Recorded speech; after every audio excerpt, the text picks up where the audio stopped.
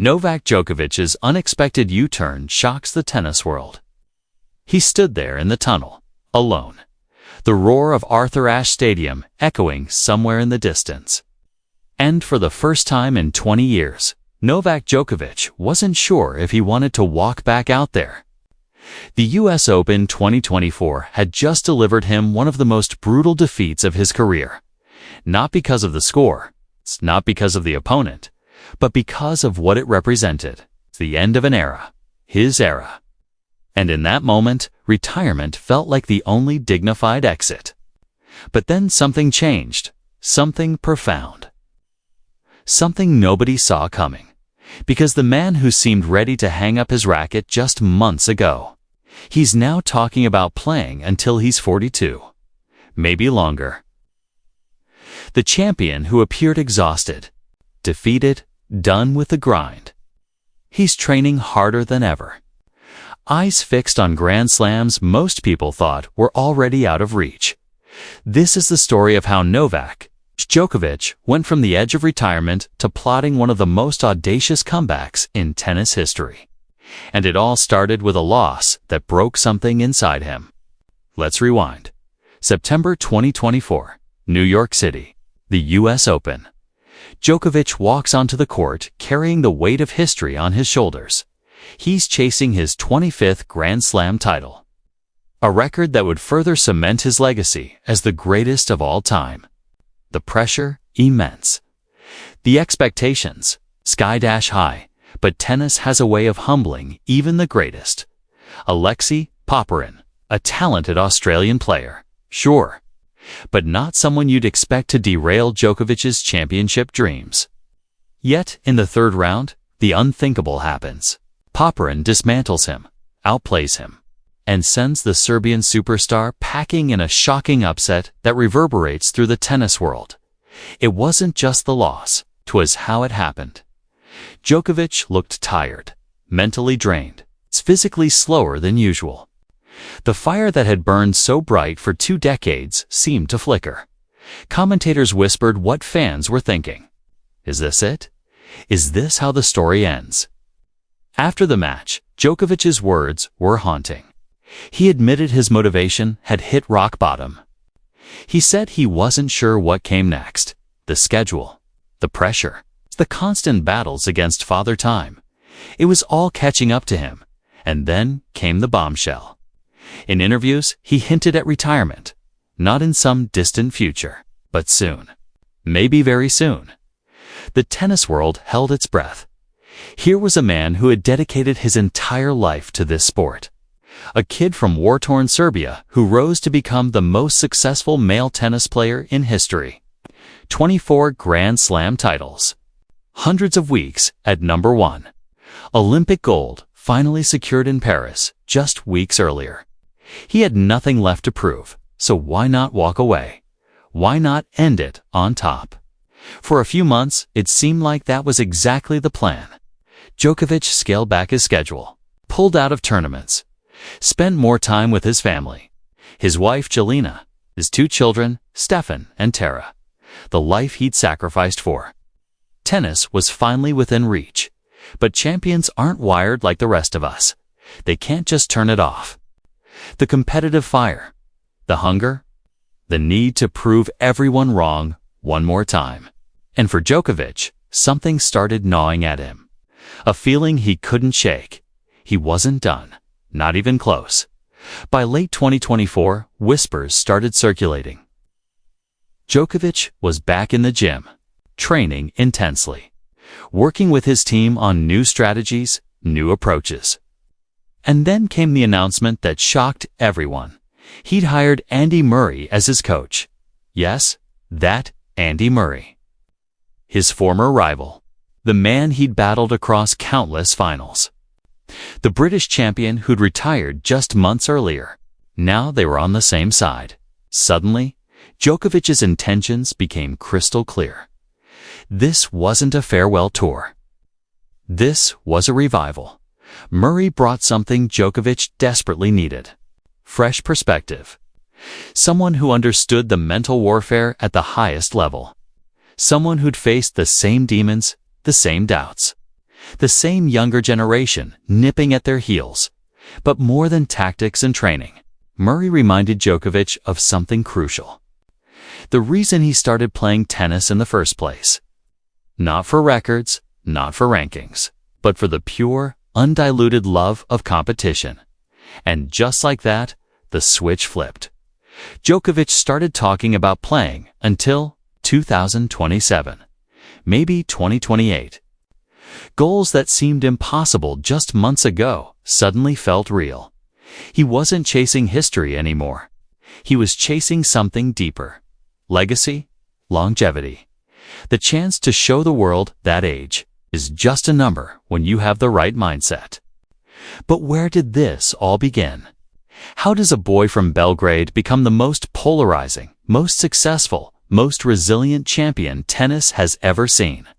Let's go back. Way back. May 22, 1987.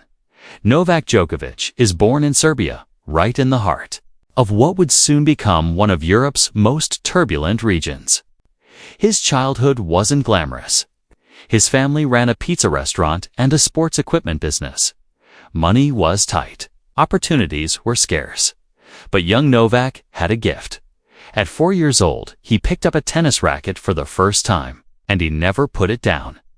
His parents, Serkan and Dejana, saw something special in their son, a determination, a focus. A fire that burned brighter than kids twice his age. But talent alone wasn't enough. Not in Serbia during the 1990 South. War broke out. NATO bombs fell on Belgrade. The Djokovic family would huddle in shelters while explosions rocked the city above them. Tennis practice. It happened between air raid sirens. Tournaments, canceled dreams. On hold, most kids would have quit.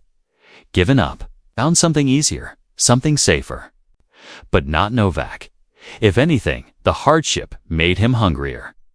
He practiced on broken courts, used worn-out equipment, trained whenever peace allowed. His family sacrificed everything. They sent him to train at academies in Germany, paying fees they couldn't afford. His father once said they mortgaged their future so Novak could chase his dream. No pressure, right? By his teenage years, Djokovic was winning junior tournaments, turning heads. But he wasn't just talented. He was different, flexible, incredibly flexible. His ability to slide, stretch, and return seemingly impossible shots became his trademark.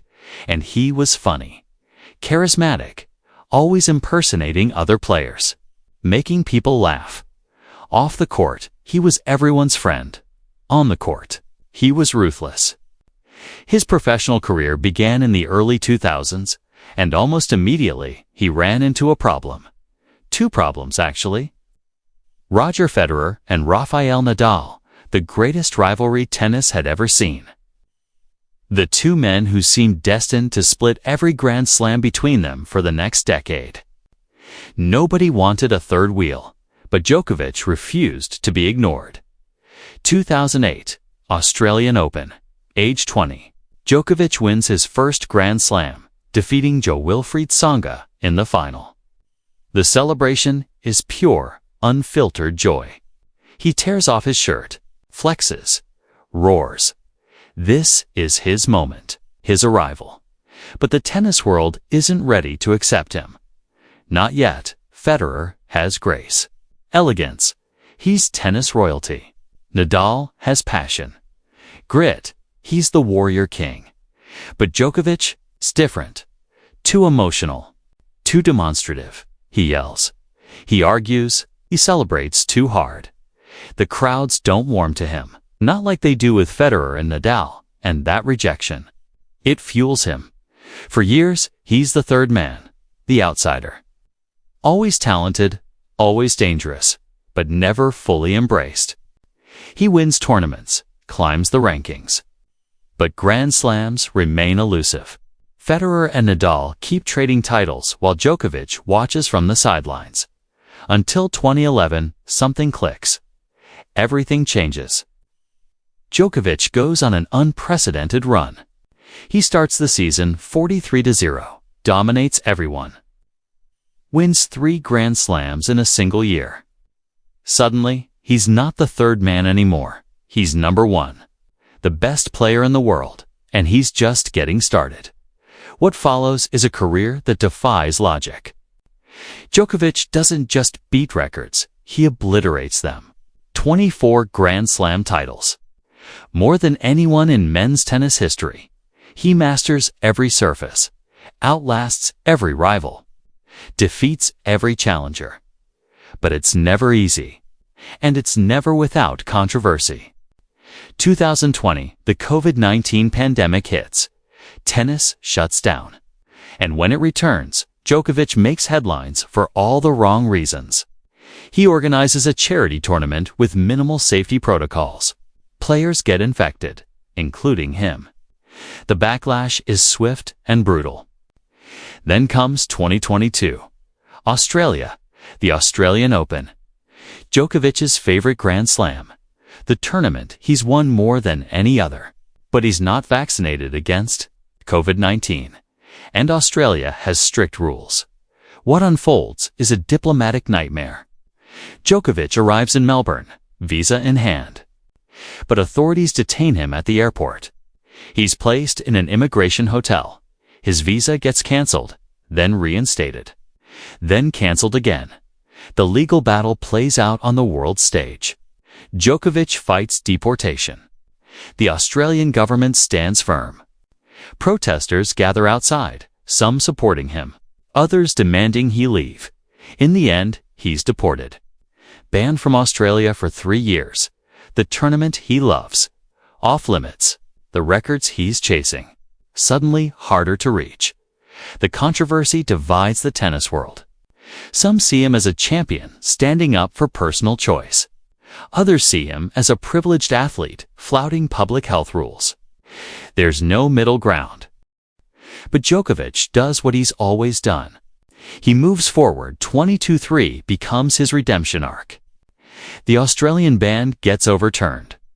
He returns to Melbourne and wins. Again, his 22nd Grand Slam title.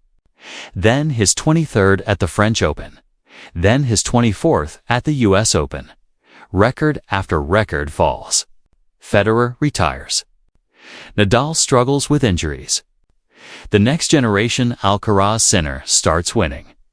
But Djokovic refuses to step aside. Until that loss at the 2024 US Open. The one that started all of this. Because in that moment, everything Djokovic had been pushing away finally caught up with him. The exhaustion. The loneliness of being at the top.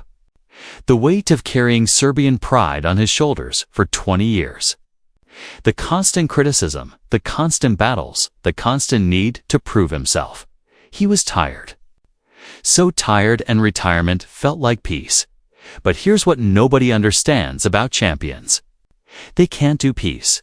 Not really. Because peace means acceptance. And acceptance means settling. And settling means looking back at a career and wondering, what if? Djokovic started wondering. What if he'd ended too soon? What if there were more Grand Slams within reach? What if he could show everyone, critics, doubters, younger players, that he wasn't done yet? So he made a choice. Not to retire, but to reinvent. The partnership with Murray. It's brilliant. They push each other, challenge each other. Murray knows what it takes to beat Djokovic because he's done it. And now he's helping Djokovic beat everyone else. The training has changed. More focused, more strategic. Less about grinding through hundreds of matches and more about showing up at the tournaments that matter most. The mindset has shifted too. Djokovic isn't chasing Federer's elegance or Nadal's passion anymore. He's embracing his own identity. The survivor. The fighter.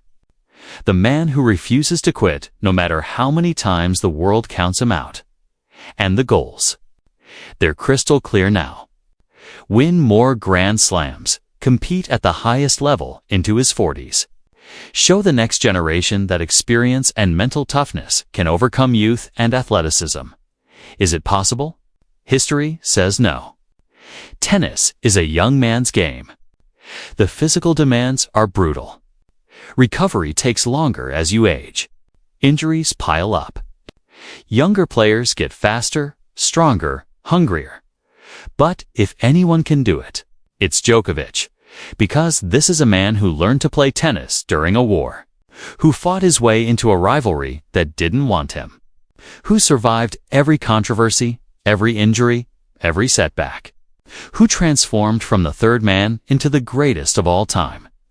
This is a man who doesn't know how to quit, and that's what makes this U-turn so compelling, so dramatic, so perfectly on brand for Novak Djokovic. He was supposed to ride off into the sunset, enjoy his family, count his trophies. But that's not who he is. That's never been who he is. He's the guy who proves everyone wrong, who comes back when you least expect it, who turns doubt into fuel and criticism into motivation. So, what happens next? Can Djokovic win another Grand Slam? Can he compete with Alcaraz and Sinner? Can he really play until he's 42? Honestly, nobody knows. The odds are against him.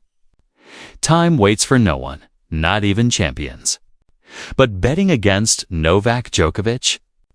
That's never been a smart move, because from Belgrade to Melbourne to New York and back again, he's built a career on doing the impossible, on outlasting, outworking, and outthinking everyone who stood in his way. And now, when everyone expected him to walk away, he's running back toward the fight. That's not just a U-turn. That's a statement, a declaration, a promise the story isn't over. Not yet, not even close. And honestly, we can't wait to see what happens next. If this story got you hooked, drop a like and let us know in the comments, do you think Djokovic can win another Grand Slam? And hit that subscribe button, because here at Luminoir, we're diving deep into the stories behind the legends.